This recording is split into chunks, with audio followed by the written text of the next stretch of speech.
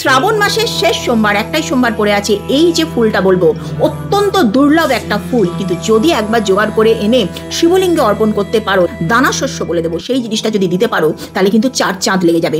প্রত্যেকটা সোমবারের কিন্তু আলাদা আলাদা মাহাত্ম্য আছে, তুমি কি জিনিস দিচ্ছ তার উপরে কিন্তু নির্ভর করে। এই চতুর্থ সোমবার হরিতকি যদি একটা দিতে পারো, দেখো জব, গম, সবুজ মুগ, কালো তিল আগে আগে হয়ে গেছে। হরিতকিকে বলা হয় ত্রিদোষ নাশীন, পরে আমাদের যে পাপ পূর্বজন্মের কার্মিক ব্লকেজ সেগুলোকে দূর হরিতকি দিলে পরে বাড়িতে যদি কারো মারণ ব্যাধি থাকে, যতবারই অসুখ থাকুক না কেন, তার নাম করে হরিতকি সোমবার দিন অর্পণ করো। 8টা অপরাজিতা ফুলের মালা এবং বেল ফলের সাথে দুর্লভ যে ফুলটা বলছি সেটা হচ্ছে বেল ফুল যদি অর্পণ করতে পারো, যে কোনো মনস্কামনা 100% পূর্ণ হবে।